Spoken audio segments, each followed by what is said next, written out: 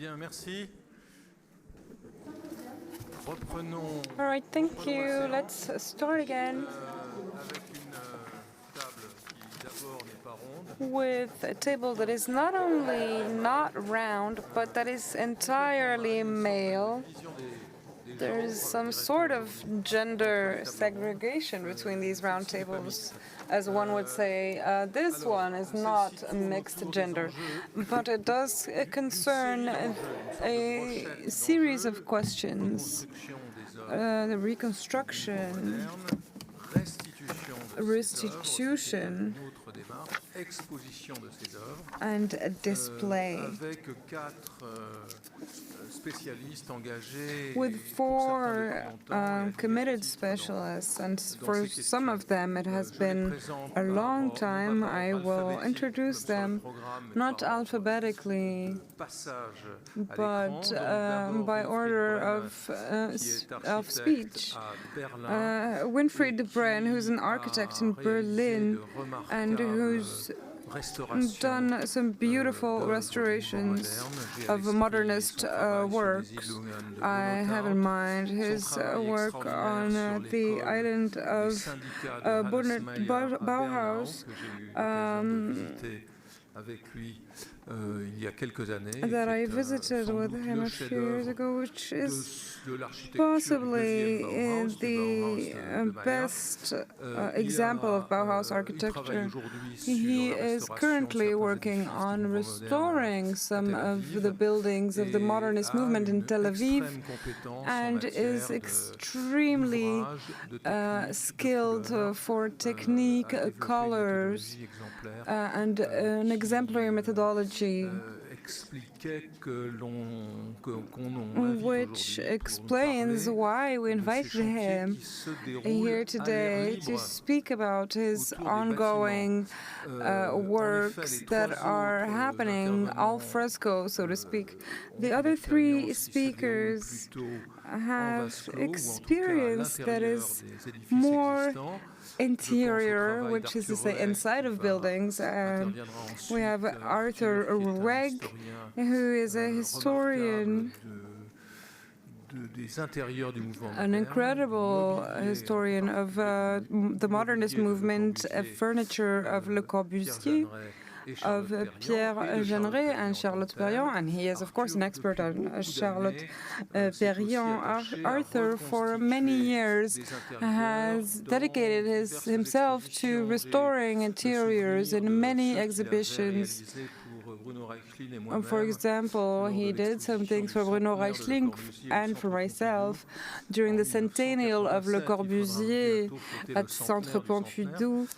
We will have to celebrate another anniversary soon, but that first event was already rousing success. He's worked on the interiors of exhibitions of Le Corbusier exhibits at MoMA, and we owe to him the reconstitution of that Salon d'Automne and the La Chambre du Jeune Homme, the young man's room, which is one of the key pieces of the exhibit. Charlotte, as well as Arthur, were both collectors, and he was able to do these reconstitutions because of his collection of strange objects. He taught restoration and the history of modern interiors at the Federal Polytechnique Institute of Zurich. And to my left, Pascal Mory, who's an architect and who has also for many years dedicated himself to exhibitions of the different shapes of the modern movement in France and throughout the world. He has notably been the project manager for the reconstitution in real size of the unit cellule d'habitation from Le Corbusier at the Chaillot Palace, which was a very large space that is in the front lines of the last floor which is where the modern architecture is. Pascal has had concrete experience of what it means to restore these shapes and restore these techniques in specific conditions that he might tell us about soon. Very stimulating conditions. Last but not least, Jean-François Bodin, an architect, and who for a long time has worked with André Putman to build their agency. We owe him a lot, especially in the best French museums, the Matisse Museum in Nice, the rearrangement of the contemporary art galleries at Centre Pompidou, the Cité of Architecture and Heritage, Palais Chaillot, from A to Z. And last but not least, Jean-François was the conceptor of the scenography of Charlotte Perriand behind the walls, which will allow us to close the loop at the end of the round table. I do not want to give you a very long introduction because we have many interesting things to get to, but I would like to simply say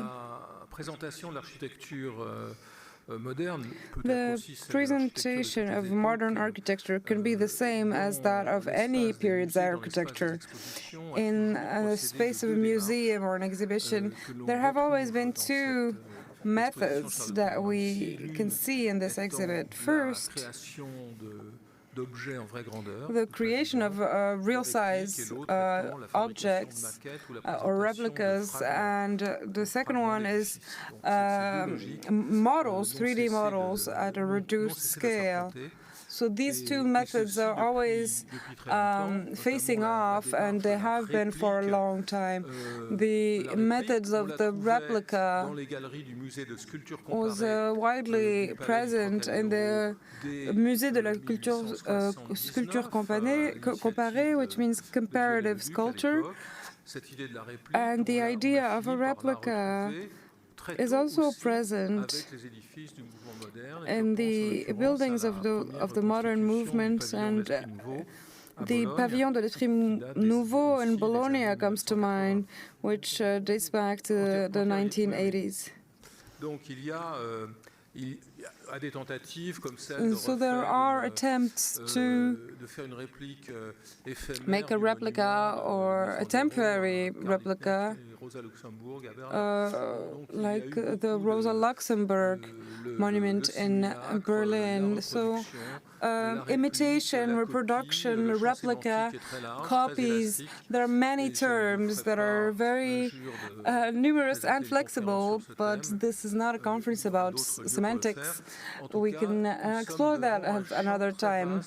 But in any way, we are faced with a very wide field, and it is the width of this field that this roundtable would like to attempt to measure. And we begin with Mr. Brenne, who will be speaking German, and you have headsets. I hope you all took a headset. You didn't? Let's pass around some headsets, maybe. Or we could change the order of the speakers. No? All right. Well, thankfully, there are other international languages than French and English. Arthur, can you speak French? You can speak in whatever language you want. You can speak Swiss German, but unfortunately we do not have specialized translators for Swiss German. Maybe Arthur, you could begin. Sorry to the technicians, but while we pass around the headsets to understand the German translation, we will let Arthur begin.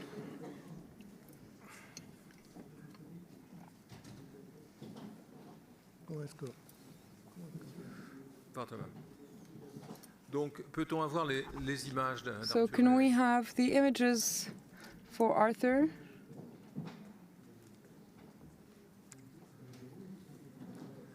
Je crois que les informations doivent circuler. I think the information is circulating in the networks, and they will make their way back at some point, hopefully. À la vitesse de la lumière, mais les humains n'opèrent At the pas speed of light, which unfortunately is not the speed of humans. Parfait. Arthur. Wonderful. Okay, Arthur, you have the floor. I wanted to speak after Winfried to show the difference between German mentalities and French mentalities, but the avant-garde interiors of the 1920s were still striking in Germany and Spain and France, and they both had separation and the use of typical pieces of furniture. So why not present these pieces of furniture in a museum and use the large open living room for official parties? The reconstitution in 2013 of the interior of this building shows that despite the fact that the Modernist theory said that traditional interiors were over, it's the use of space that matters. The aesthetic pleasure and the cultural pleasure in front of such a piece of work of art lets us compare with other significant examples, whether they be similar or different. These examples compose a sort of imaginary museum. It is fascinating for the more passionate lovers of art to compare these works that are only present in the form of a photograph now, or that are impossible to recognize. This exhibition is ideal to present this subject that is very complex and very long. We are starting on a journey through a few of my didactic reconstitutions, either made for MoMA in Zurich or other museums. An installation that is a reference for the three reconstitutions that are here for the Charlotte Perriand exhibit. Let's start with the villa in 1912. It's the first work that is signed by Le Corbusier. When the space already shows the separation between standardized furniture and the architectural aspect of containers. 3 years later, there is the antithesis of this interior, which is also an alternative derived from the principle of composition and the purest formal conception. In this pavilion with Esprit Nouveau, the furniture, the chairs, everything integrates in the architectural envelope. The interior in 1926 shows a more radically opposed position compared to the homogeneous traditional interior. The disparate objects can come together and make a whole if they are from the same ideology.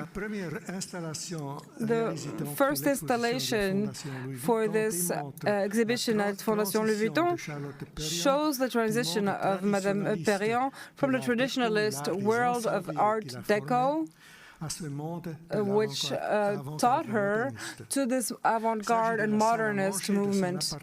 From the living room to her Saint-Sulpice apartment, who's exposed to the Decorators Museum in 1928. In 1928 again, Charlotte developed the steel tube chair that are shown in the Villa Vraie. The very simple library of this building is in a very smooth envelope. The second reconstitution here is dedicated to the first public presentation of this iconic piece of furniture, as well as a new version of the metallic cubbies from the Salon d'Automne 1929. Le Corbusier and Perriand choose the impact of a universal unit with multiple uses. This scintillating apartment is seen as a true incarnation of this new movement and the living machine, as they call it. The third interior is the study of the Appartement du Jeune Homme, which was originally showed at the Brussels Expo in 1935. It shows another preoccupation of Charlotte Perriand, getting away from the cult of typical objects and their naked spaces. And this installation of raw materials is truly an exemplary expression of this. And finally, at the end of the 40s, Charlotte Perriand contributes again to the equipment of those living cells from Le Corbusier in Marseille, which was recreated by my friend Roger Rotropiano in 1946. In this later work, the apartments include a series of nooks and closets that are equipped for the apartment, including a changing table for babies. Now, to give you a preview of the genesis of these three reconstitutions for the exhibition, maybe we should speak about the starting points, which are all different. When it comes to the apartment of Charlotte in Saint-Sulpice, its spatial structure is still intact. I was able to survey it to understand the original layout of the space. So in the plan, in the blueprint, you see the entrance, and then the bar under the roof, the dining room, and then the bedroom. For the exposition from the bedroom to the living room, Charlotte shortened the atelier and added a mirror to create the illusion of space, of the original space. The credibility of this first installation is probably based on the presence of the original furniture. However, the amazingly beautiful record player, which shows so eloquently the presence of Charlotte in the world of decoration, is not an original piece. The analysis of the historical pictures on the left and on the right shows us that the original of the Saint-Sulpice apartment was not transformed, but it was copied for the exposition. So that is probably the case of the other integrated equipments. Unlike the Saint-Sulpice apartment, the booth for the Salon d'Automne in 1929 no longer exists. We have left a multitude of pictures and a few etchings. My first visit to Charlotte Perriand in May 1977 was meant to teach me more about the materials used for this project. The dimensions of the cubbies and the shape of the slabs were enough to give me a reference of the composition at the 1/20th scale. In order to really know all the details, I immediately decided to reconstitute two elements, the metallic cubbies, which were the really bones of the structure. In 1979, it was enough to see the catalog of the various metals,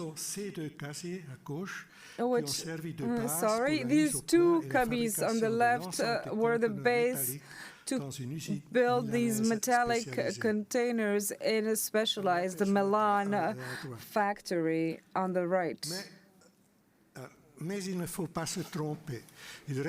But do not be mistaken, there are many questions that are left unanswered.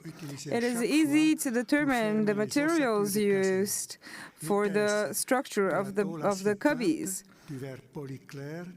Painted steel, painted polished glass, mirror, opaline, and chromed aluminum. Opaline is a white glass that is dyed throughout, and it is impossible to find now, so we had to replace it with another sanded type of glass. If the reproduction of the various types of handles was complicated, to recreate the main cloth, we had to find an innovative material while using colorized pictures from the original. It was therefore impossible to find some of the old industrial or pre-industrial materials used back then. Nevada glass was no longer made, so the sanded glass used for those floor slabs and for the big dining room table, those were impossible to find. So you can see Nevada that has been recreated. It was also the case for the wonderful sanitary equipment that we had to recreate by hand, either through replicas or models that were preserved in the villa in Poitiers. In the kitchen, the fridge, the gas stove, even the drain are lacquered replicas. This kitchen is most likely the key piece of the whole exhibit. The decomposition of the culinary processes is an application of the principle developed by Frederick Winslow Taylor for the industry. It is wonderfully functionalist and strikingly efficient, even though the aesthetics are debatable. All in all, the study made for the 1935 Brussels Expo did not leave much of a trace. Thankfully, Charlotte Perriand had sketched this appartement du jeune homme on the slate wall of the studio. The joints between the bricks, the grout, between the bricks allowed her to draw the blueprint. It is interesting to remember that the outer shape of this installation is the result, direct result of not only the Beaux-Arts, but the whole exhibition. You can see the layout immediately after the main room, after the main entrance. Between the study and the gymnastics room, there are 3 crates containing equipments of the flambeau. Le Corbusier used this as propaganda.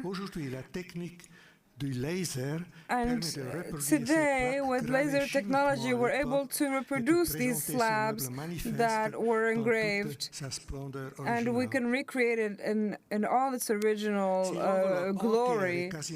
If the stone envelope and all of the furniture are reproductions, the role of the original works becomes very clear. The presence of the giant canvas of Fernand Léger gives this installation much credibility and legitimacy, and gives the visitor a sensual and extraordinary experience, which only existed for a short bit in 1935. Thank you for your attention.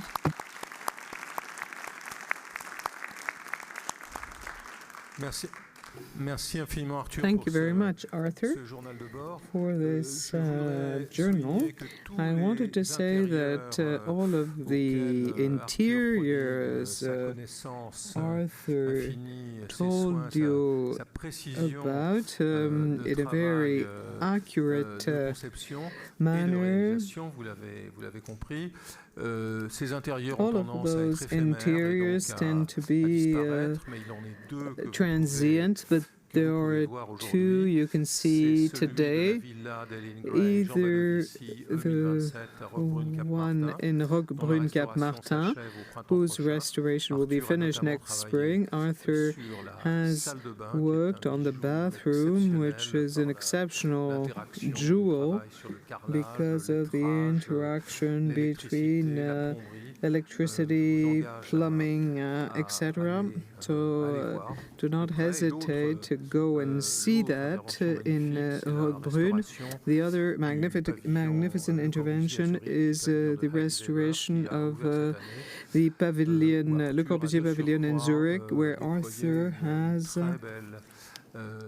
also deployed a wonderful exhibition around Le Corbusier's collection of typical objects, poetic reaction objects. So this is homework for you to continue. So I think that everybody has headsets, and now I would like to give the floor to Winfried Brenne in Goethe's language and also in the language of Walter Gropius.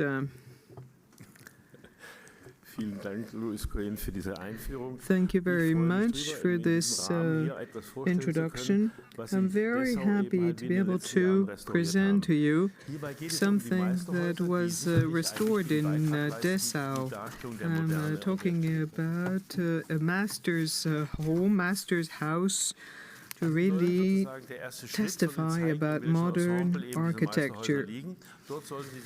This is an ensemble. You see the environment and you see the different steps. It's quite a pleasant landscape. In Dessau, you find those 4 different houses, as well as a kiosk. Here you have a building, Schlemmer, and the last building was the one of Clay and Kandinsky. So briefly, this is very briefly to show you the present state. The Gropius house was destroyed during the war, and during the RDA, it was another solution to decide whether we were going to build something new or keep the original.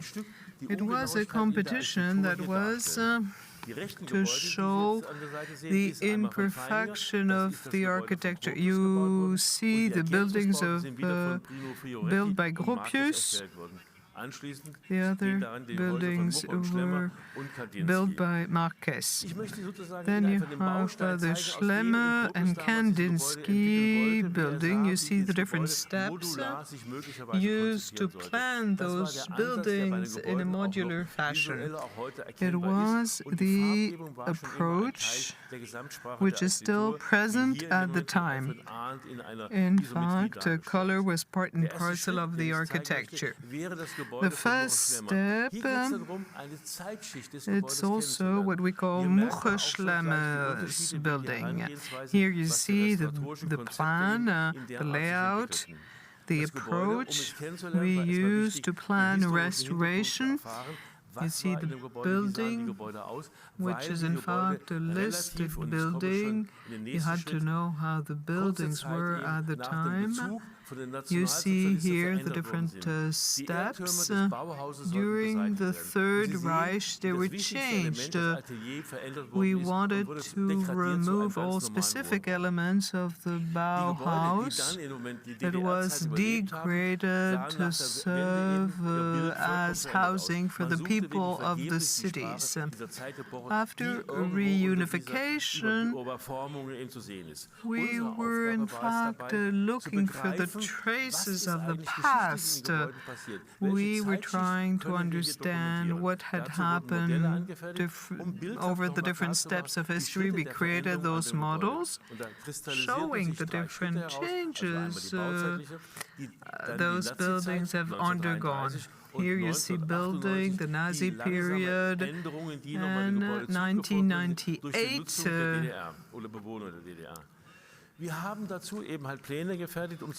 With the change to go back to the origins. The plans were analyzed, the facades, the surfaces, and it wasn't just important to know the surfaces, the transformations, the building techniques and planning.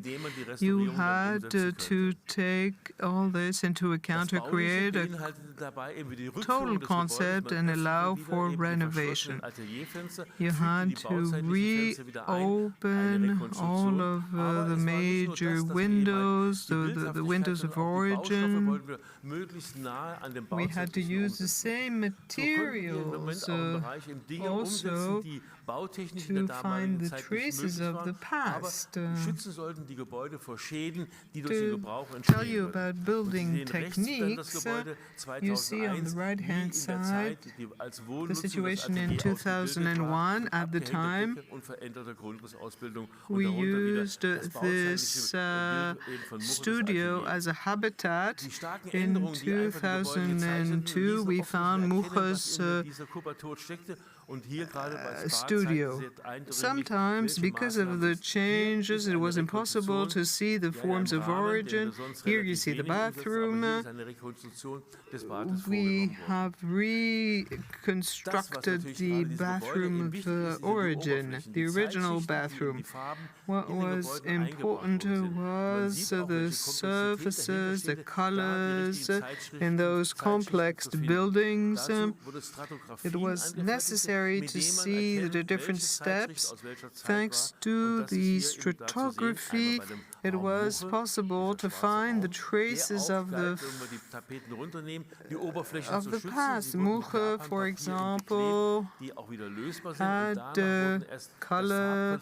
Then we had Japanese paper. You see the original Japanese paper.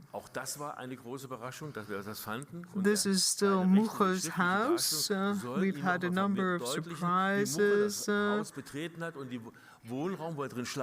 You see Mucher's impression when we entered. When he entered the building, he was a bit scared by the color. It's a color he never ever used. He decided never again. It was Dadaism, in fact.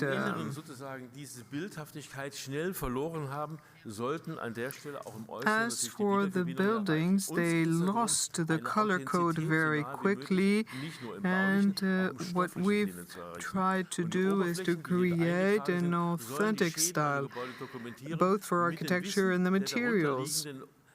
Here, what you see is the state of the buildings in East Germany with surface treatment.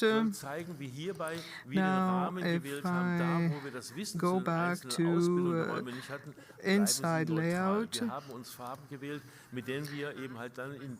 when we worked on color code, we put them back in the original state or neutral with no color. On the right-hand side, you see Schlemmer's living room. In front of that, you have Mucher's bedroom.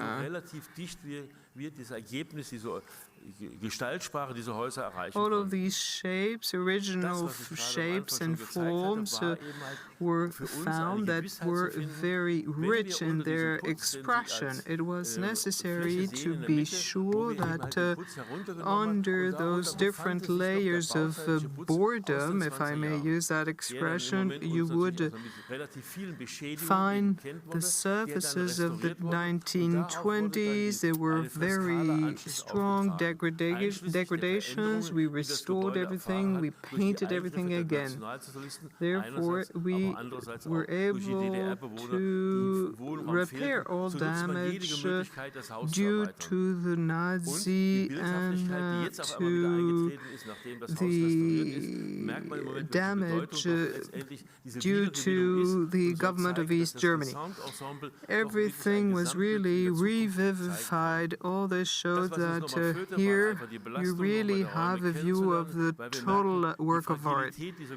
All of our research led us to that result. It was also a good thing for us because it was an experiment for us. We will in the future have a catalog that is marked by different works of art. Those buildings were kind of low and we had to find some protection for them. Here you see Kandinsky's clay house. Here we were able to base ourselves on a restoration because the building was used as a museum. This is the evolution. You see the floor plan, the different measurements carried out already, the different steps over time, the different steps of the structural interventions, the removal. For example, it was necessary to remove the air conditioning system because those were modern equipment that didn't exist when the building was originally built. We've used all of those experiments to develop a catalog with the different criteria. Here was Kandinsky's room. There was an opening towards Kandinsky's house, which we had to close to restore the original gold-covered surface. In the archives, we did a number of searches. We looked for floor plans, photographs to restore the original language. That was Kandinsky's studio here. For example, the problem was, how is it that we should interpret those floor plans? Was there an opening between the living room and the kitchen? What about this cupboard? How is it that we should put it in what position? Thanks to those knowledge, we were able to read the qualitative language of this work of art. If you look at the codes, there were more than 100 different tonalities which we have found during the restoration process. We have had a lot of intense work. Kandinsky lived in this building until the end, until 1933. Here you see the surface treatment, and again you see the different color coding. At the end, I'd like to show you the effect of light, which plays a lot of role, because an important role, because without light there's no way we can develop color. At the time, the people in charge had totally changed the lighting system. Therefore, we decided to restore the original system.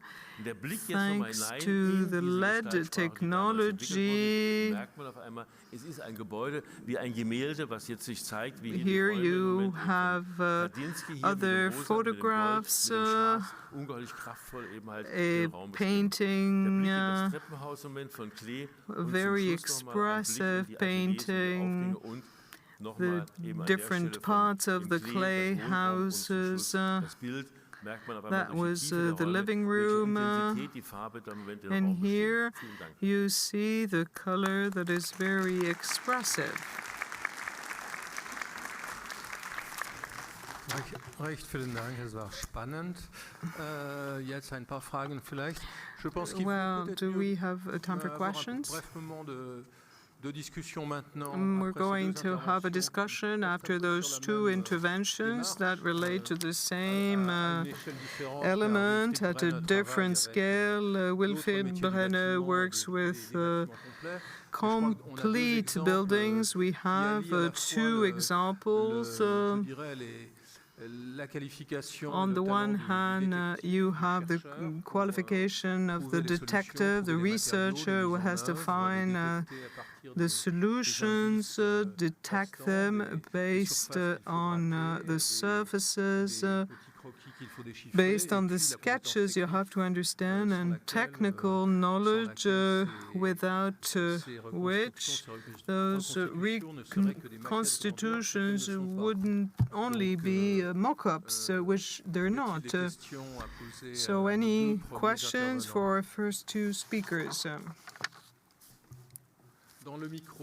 In the microphone, if you want some translation. I want to understand something. You say that most reconstruction are destroyed because they're ephemeral. But can you keep them from one exhibition to another? What do you mean by ephemeral? Maybe Arthur can answer the question. Arthur several times has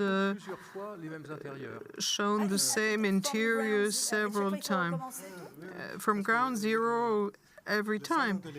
Yes, regarding Le Salon de l'Esprit Nouveau, I did it in 3 different towns, but we always had the original furniture in Berlin. But for the paintings, for example, it was different. In Zurich, we had 2 original paintings and 2 fakes we copied. In LA, we had old paintings with golden framework. Sometimes the copy was better than the original. It was quite funny. This reminds me of an opera tour where singers are the same, but the decor can change. Thanks to Arthur's collection, the furniture were really authentic, but the rest had to be reinvented, rediscovered. Same thing for the inside of Les Unités d'Habitation that was redone in New York. Mr. Brenne, regarding what you're doing in Tel Aviv, I have a question. In Tel Aviv, now you're building around. There were 20 Bauhaus buildings, now you have 50. What's the situation? The White Town is growing. We don't know what was a Bauhaus. People are building a last floor that is funding the rest of the restoration, and we never know how many floors there are in total. What's the situation? Yes, regarding Tel Aviv, the situation is very specific. Bauhaus in Tel Aviv has not much to do with in Germany. In Germany, we speak about Dessau. Tel Aviv is also part of the European architectural history from Ukraine to France, but local situations are always different. There are also private interests. There aren't always public grants to do it. That's why we've tried to find funds to be able to restore listed houses, protected houses. That's why we have acquired other buildings, and we can increase, add a few stories. The restoration can't be done like in Dessau. Sometimes it's just an interpretation. Here again, it's a step. You need to understand part of their history, to show part of their history, a part of their history to the rest of the world. In Israel, architecture is their own language. We also see what are the evolutions in the details, what's the differences. So it is complex evolution you see in the details. It's really fascinating. It's a process that started with the Max Planck house. That was the beginning. We're starting a project where you see the different procedures, the different steps for the building of such a house. We also see the architectural language that develops with time. Yes, another footnote, the project Winfried is involved are related to the UNESCO side, that's World Heritage. It's a very intelligent and sports side. You have a number of constraints, but at the same time you're making monies. It's a very special model, unique in the world. So I propose we continue. I see time flies. I'm now going to give the floor to Pascal. I didn't say that Pascal had led the mission to regarding the manufacturing of models for the Perriand exhibition. They were manufactured in Barcelona. They were carried out under his leadership. Thank you very much, Jean-Louis. So what I would like to do is go over a number of specific models human beings have been producing for millennials. I'm going to look at the different objects to tell you about what we've done in the context of the exhibition here. Models are objects, reproduction at a smaller scale for a building that was built or is going to be built. It's both a working object and an object of representation.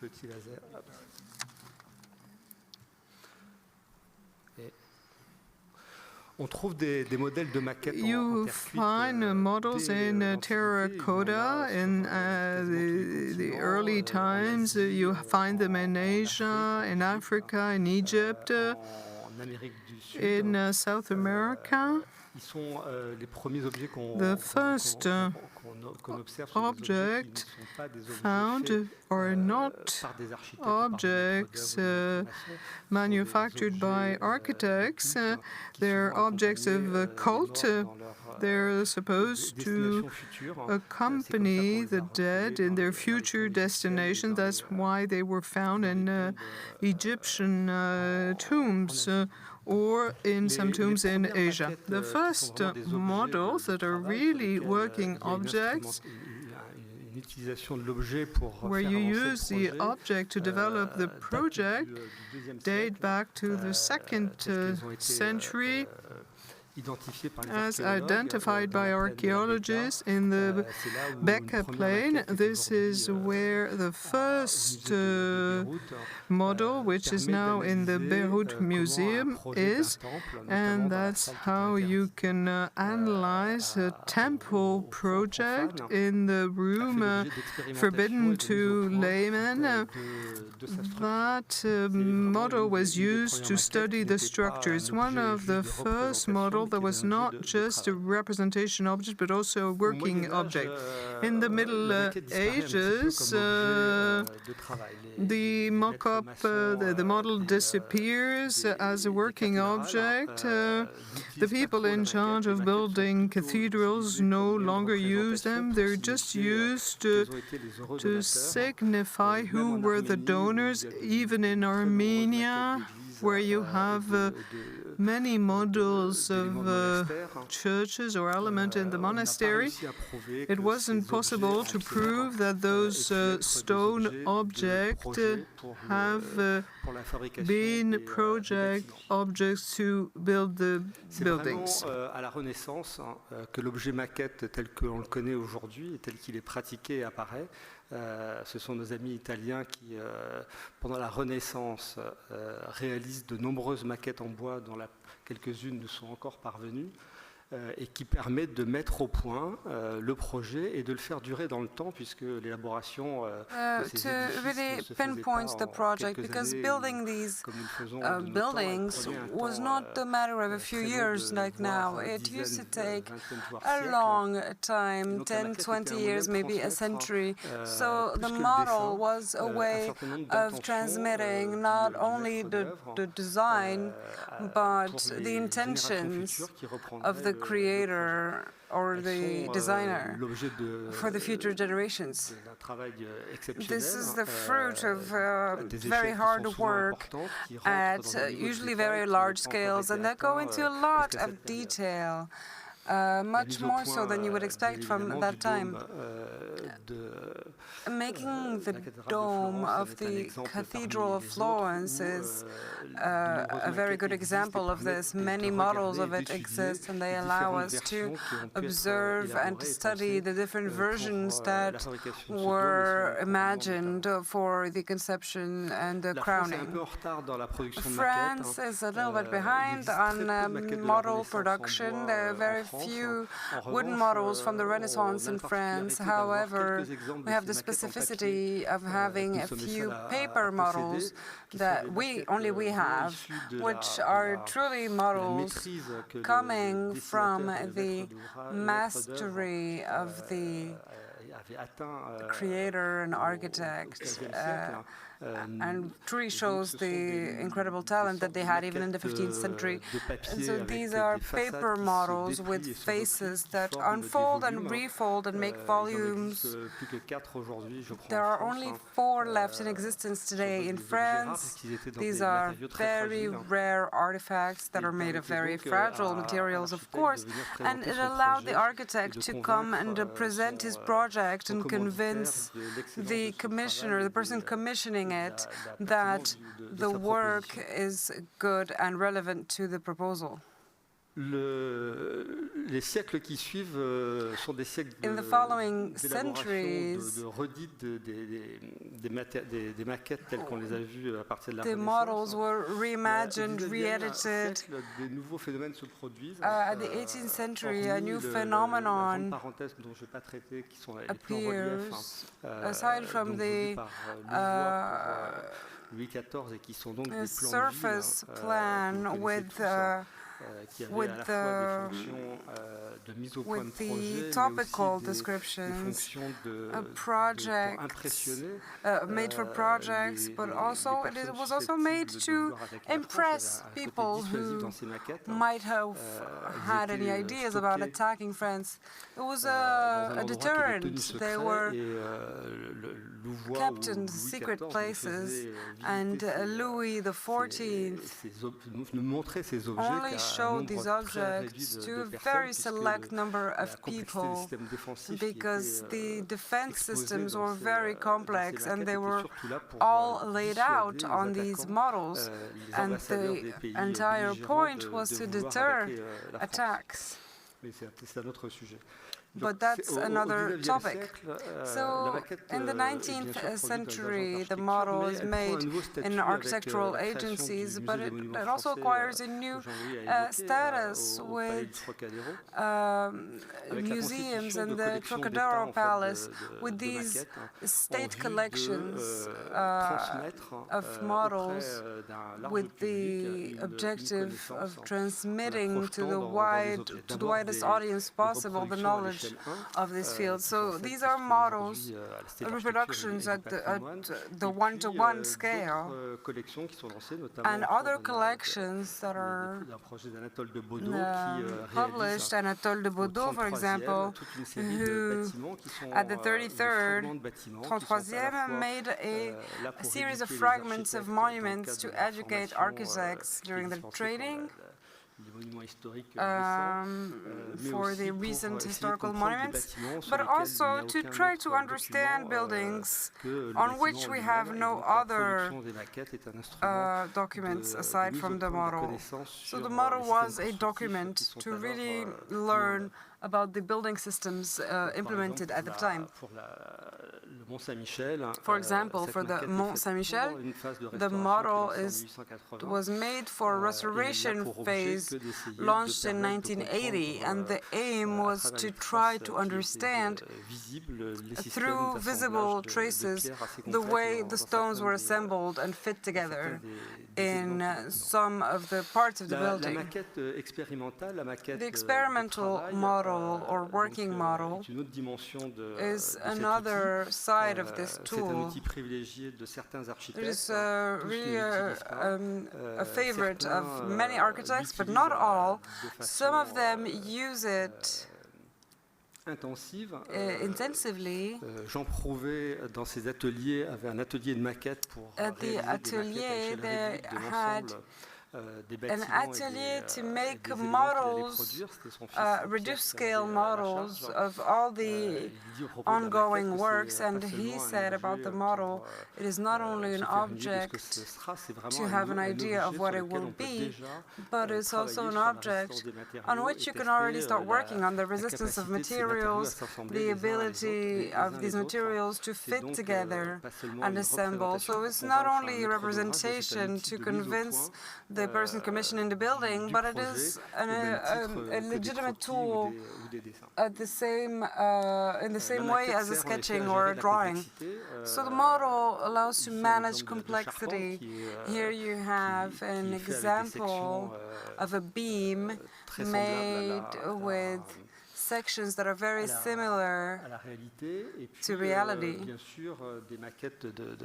And of course, Frank Gehry models, who manages complexity with these models, which is not tangible with only a drawing, and which, after adjustments with technology, takes on a concrete form. There is also the example of skyscraper models like Zahadi did for a building in Miami.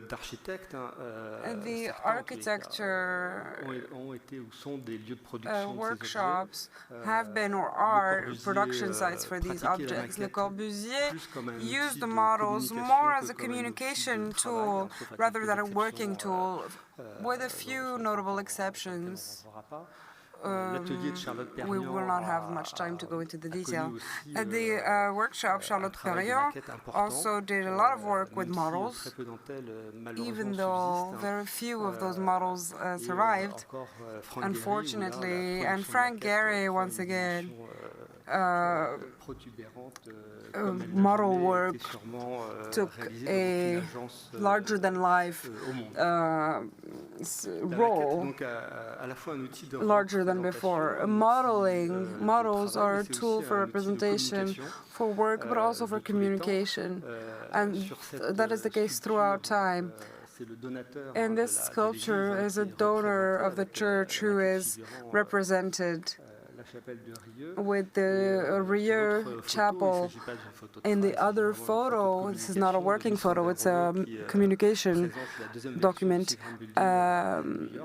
And he's present at the Singram building in New York, which in the back you can see his mentor. Son coadjuteur. Or his partner. Tous les architectes du mouvement moderne ont quasiment all modern day architects have made pictures like this. Le Corbusier included. This photo was taken at MoMA during an exhibition where he shows a model of a small town freshly restored and redone. And in this photo, the architects from the 1970s present their renovation project for Les Halles, and it looks like they're bringing a buttercream sheet cake to redo the architecture of the very, very heart of Paris. Models also have a role to play in exhibits, and this will be my last point. They are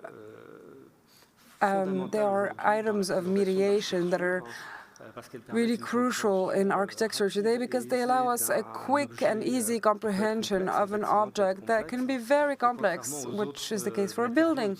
And compared to other materials used by the architect, plans, axiometry, and so on. The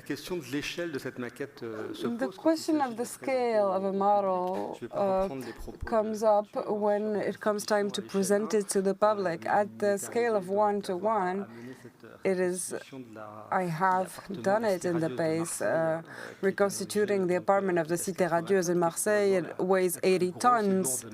It is probably the biggest and heaviest model ever built for a museum. So at the 1:1 scale, that means the exact replica of an apartment from La Cité Radieuse. Jean-Louis was saying how the conditions were very specific for this project because we had decided not to use companies or subcontractors to make this project, but we hired young high schoolers and people undergoing vocational training. So for 5 years, with very precise calculations, we were able to do this reconstitution of the apartment with the problems that come with identical replicas of a building made in the 1950s in order to house people. This is a complex operation. A lot of materials are forbidden now, like lead and asbestos. So the new regulations have to be respected, but we also had to cheat a little bit because if we had redone the apartment exactly as it was, it would have weighed about 120 tons. So we had to make it 40 tons lighter for the stability of the model. So there was a little bit of cheating, and that's why you can see a little bit of a metallic structure in one of the buildings. However, the tactile, touchable aspects, anything that the public interacted with, was the exact identical replica of the building from Marseille in the 1950s. In this operation, the furniture was also replicated very faithfully so that the visitors could see the space and the domestic aspect of the exhibition. I will end on the smaller models, and I will focus on two, and they were very complex objects.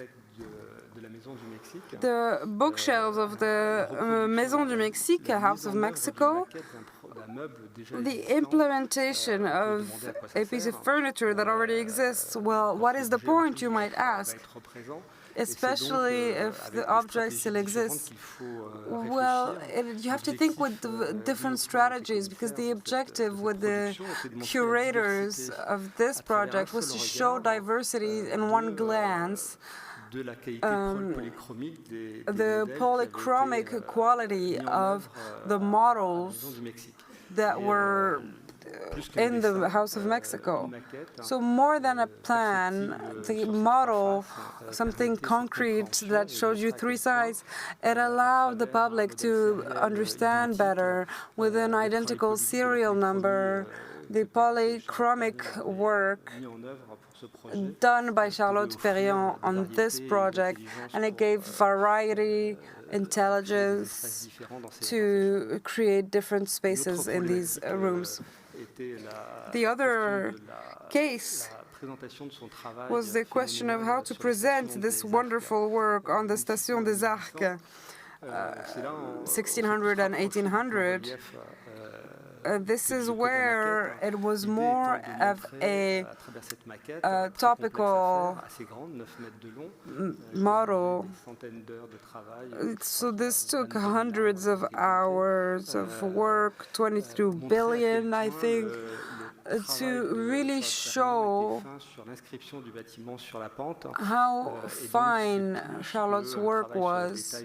So this is not only working on the detail of the building, but the scale that had to be chosen to really do justice to these details that are on the face, facing the hill. Thank you, Pascal. Où l'on voit que toute maquette est à la fois une recherche, while un projet, any model is et un chantier. A research, a project, and a construction site. Well, I would like to thank Pascal for gifting me this beautiful 80-ton baby while building this city. I'm sad that he stole 40 tons, because it would have been even more amazing. I would like to show you many images that you probably know, because I will limit my speech to the exhibition of Charlotte Perriand. I did not give my speech a title, but let's call it real-life scale architecture. To represent architecture, well, there is not as much necessity now, because the architects, their engineers, bring us to the architectural object. And then all the different specialists and professionals that come in, and what allows you to show your client or even the government a satisfying representation of your work. We aim this to the people who will execute the project, and they work with plans. When you look at the plans that Winfried showed us before, we could see that they're not as easy to grasp, because there's a real knowledge. We have many conventions. We do not just come in and visualize something immediately. It's difficult. When you get to the modeling stage, the model also has stages. You can have juxtaposition of buildings that are not the same scale, and that is very confusing for the layman or even the benefactors and people who know the field. And let's not forget what you said before. Some of our colleagues who have the opportunity and the will to, in their own projects, make models or even real-scale models. I know that we mentioned Guéry earlier, and there's another person obsessed with models, which is Enzo Piano, and I say this with love. And I walk by his atelier every day, and he starts from a simple model. It is not exactly comparable to Guéry, because we have the feeling of being at a car factory. I saw for this building. Yes, and he loops. He's the alpha and the omega. Yes, but it is quasi-industrial. Enzo Piano he uses models as a tool, and they're beautiful, but he quickly moves on to a real life-sized sample. On these projects, the representation of architecture is aimed, on the one hand, to professionals, and it is hard to understand because there are different codes, there is a way of reading it, and then there is a part that is much easier to read because it is aimed to seduce and reassure. Then when you get to the representation of architecture in a museum, well, you find yourself with the same challenge, which is one of the things you could see at the Centre Pompidou when they brought back the collections, the plans, the models. They are not that legible, and they can lead to confusion. I know that for a long time, I used to think that Hong Kong and Shanghai from Foster, next to the China Bank of Pei, I thought they were all the same size. When you see them in person, it has nothing to do with the model. One of them is twice as big as the other. Then you have the representation of architecture, and that is what brings you to the question here, and which Arthur mentioned, having the volume and the living space inside of this volume. So, obviously, architecture is a space that is to be penetrated. If you want to measure it, you have to go inside. And it has a use, and you cannot always do that. Sometimes you have scale problems.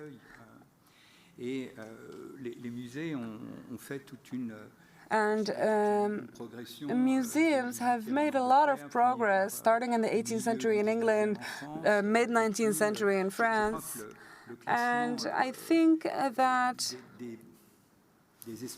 the ranking of inhabited spaces, there are some historic rooms that have elements that are original elements. You have the room period, which takes elements that are original but more eclectic. Then you have the steel room, which is similar to what we did here with you. We recreated a space as faithfully as possible, sometimes in the environment that they were intended for, and we inhabited them. And for me, that is most likely the best way. It is not really doable in all situations, but to understand a building, to understand a relationship. Because even if you look at pictures of architecture, like the projects that we presented, and Arthur explained it very well. We showed pictures, and you can see the vast difference between one representation. This could be a picture, this could be an artist rendering, the picture of a model. And then you have the true objects, the real object with its relationship to space. And of course, it allows an understanding for a piece, an architectural piece. And what I found truly extraordinary is that I discovered that she was a mechanic. There are many details when you look at the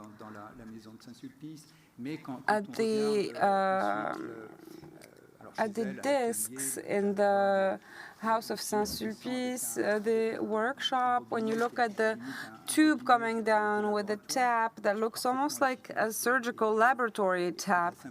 It's extraordinary, and it's very simple. And you can also recognize, well, in my opinion, a reproduction as a blueprint would never have done it justice. You needed the model.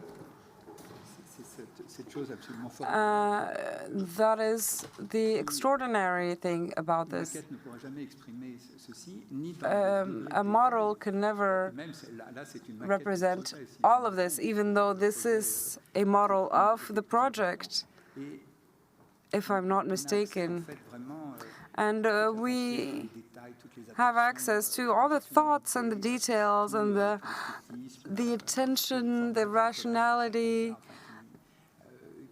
everything that really makes you dream about this universe. And this is how the real life scale allows a different outcome.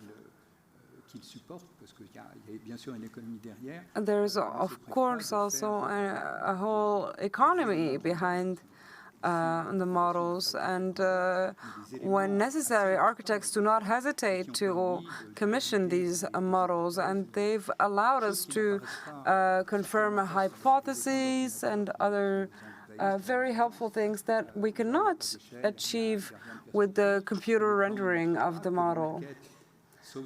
Sometimes you need the physical model to realize that something doesn't work.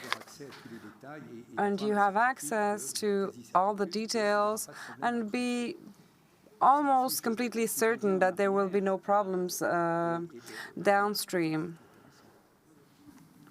That was interesting. No, thank you very much.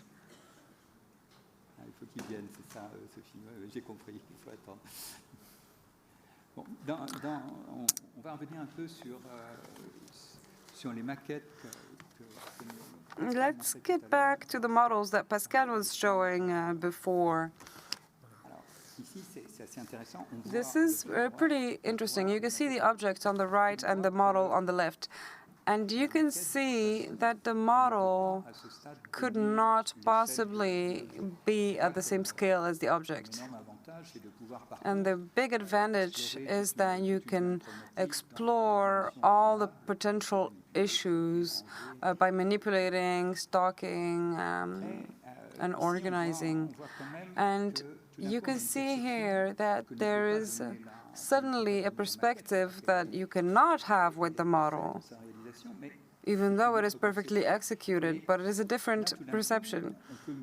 And suddenly you can measure to your sight, to your perception, these rooms and see that they're small but very rational and pleasant, and you can find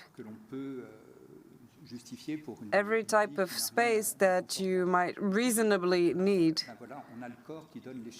And the human body gives the scale and the proportions. So when you can go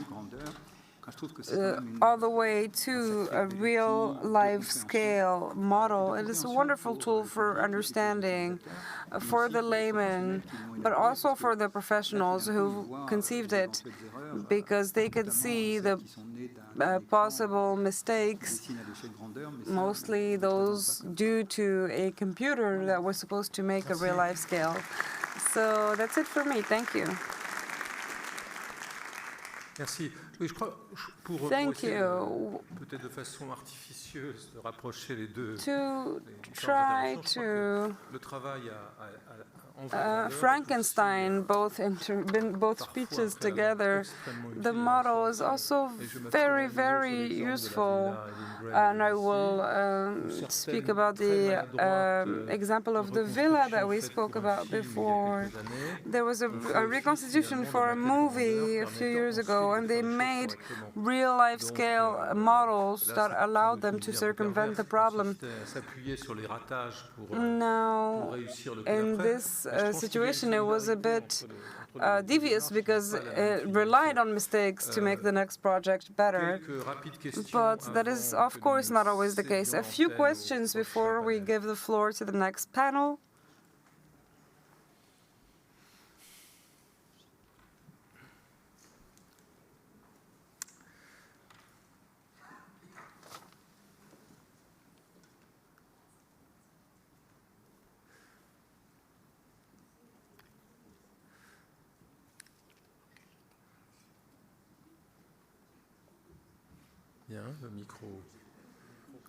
The microphone is going on a little stroll. Thank you. I have a question about new technologies, such as laser mapping, like Andrew Tellen did for Notre Dame and other monuments. How do these technologies fit in the continuity of the model? And I have a sub-question about exhibits and the techniques of exhibits. The place of all of these 3D reconstructions that also allow the architectural object, to be viewed from a spatial point of view. I'm going to answer on the first point, which is the digitization. It is wonderful. It's really remarkable. I was lucky to work recently with a French team that assisted with the digitization of Notre Dame. The tools are incredible. Every little variation is represented. Now, this is a tool that can give you beautiful graphic representations. It's a great working tool. It's a great memory tool. Because you have a level of definition that is unfathomable. Every time you do a scanning or a measuring, I don't want to blame the measurers, but the computer is incomparable. The land surveyor will give you a much more approximate value. The model itself, I think, deserves to be spoken of by Pascal. Well, I think these objects are not opposed, and the people in charge of historical monuments use all of these tools. I think the evolution of these surveying capabilities and the memory of computers, because we did not have many of these tools before. So I think this development is not against the 3D model, because we can build it. And let me mention Franck Gehry again. I think these are complementary objects. Like when you're building a monument, you need different things. So the surveying and measuring it's a different tool.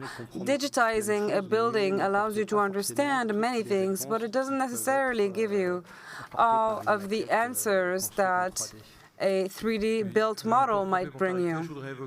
Yes, and about being complementary, I would like to bring up a few personal experiences with a digital rendition of the building and the hydraulics. There was a dynamic model, and once again, this is not a site manager mission. This is for the architect to do, even though it is not completely, it is not left up for interpretation. There is always an artistic aspect. And there was a building that I visited that was allegedly very simple, but it was actually very complex, and it was comparable to the beam and the digital models that we use now for buildings.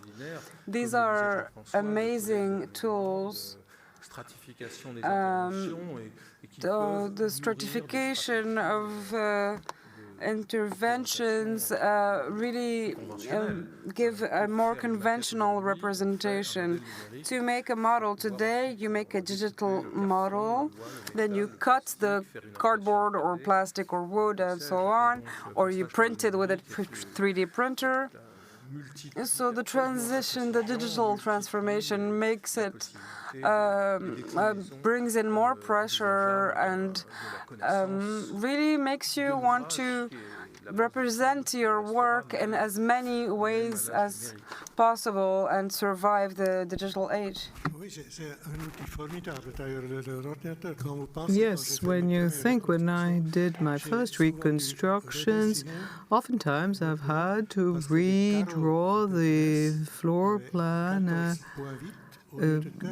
because there were different measurements. You need to rebuild. Today you click and that's it. That's all you have to do. You don't have to rebuild. Another question. Sarah Wilson. Just about the models. Representation was fascinating, but interpretation was always at the level of scientific utility. There's a fascinating article about the small models on the CERN Museum. Some of them are marble Greek temples that are perfect.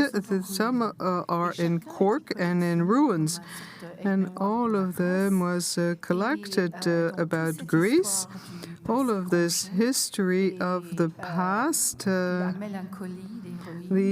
melancholy of ruins. Indeed, it's very strange because this exhibition is so new that there's no melancholy. I found a bench, an original bench on which you could sit. But generally speaking, it's not a problem if there's a lack of varnish. I think it goes beyond the utility for architects. I think that in what we heard, of course, the Johnson Museum and the first Parisian Architectural Museum, which was the Casa Museum, created with a number of cork models, plaster models. Some of them are still at the Museum of National Antiquities in Saint-Germain-en-Laye, and those represented the buildings Casa found, and this is a duality you have in Johnson, same duality. On the one hand, you have Platonic objects and models which, on the contrary, show their degradation, their measurements, and are in fact much more realistic. Should we have a model of the Villa Savoie in 1965 used by farmers? It would be interesting to compare it with a model of New York done in the 1930s. So much for now. Yes, Pernet. Of course, you have the floor, but with the microphone, Pernet. I find this very interesting, all those study models about realizations that have disappeared, but you don't talk about study models. But when you do a project, those models are very important. You do models, you transform them to arrive at a point that satisfies you. I didn't say it, but that's why I say that in Gary it's a succession of models. Same thing for piano. You have a work session in the morning, very quickly you have a bite, you come back, and the model was corrected. Those are really working models. And you have test models, but there are other architects doing things that way. But if I may, I have a question for Pernet. How did Charlotte use models? You told us about the models for Les Arcs. How was the iteration between the plan, the model, interior design, the perception of interior spaces, facades? You have been involved in that. Can you say a few words about that? For us, when Charlotte worked for the Arc, those were sketches, drawings, to really arrive at the execution drawing. We used to set up the models until we had a result that could satisfy Charlotte. But for us, those models were not at all for presentation or for the developer. Sometimes the developer didn't know anything about architecture, but to show him the volumes of the spaces. Gladys? Yes, as a co-curator, I have to say that thanks to Perrand, I was able to make progress. I wasn't alone. She really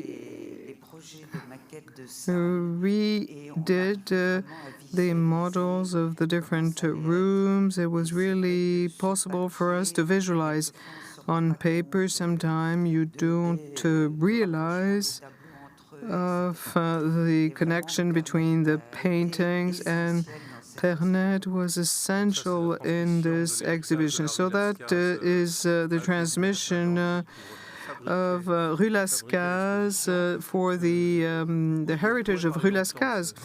We could talk about this for a long time. Of course, Frank Gehry, for a long time, imagine those projects with his pencil, through his the 1,000 sketches. At one time, he moved to 3D model, which is incredible. Jean-Paul Clavry will tell us about it, but we have seen dozens of models. The Fondation Numa is being finished in Arles. We have hundreds of models at all levels. For the inauguration of the foundation, that was only part of the iceberg. For the building, Frank had to do 70 models, what is impressive with Frank is that he can only work in the complexity of computers. He has adopted the Rafale project, Katia, for architecture, but in fact, the computer is only one step towards something that is very traditional. The model at the beginning is just scissors, cardboard, and paper, and now it is evolving. It is in the face of that model the decision is made. Just to tell you, a few months ago, Perrand and Jacques were nice enough to invite Frank in their apartment, which is Charlotte's apartment, where she lived. She had designed that flat, and you know how close we are. And Frank said, it's extraordinary. I had the impression of being in a model, whereas it was the actual flat of Charlotte Perriand. It's an anecdote which fits our purpose. That will be our conclusion.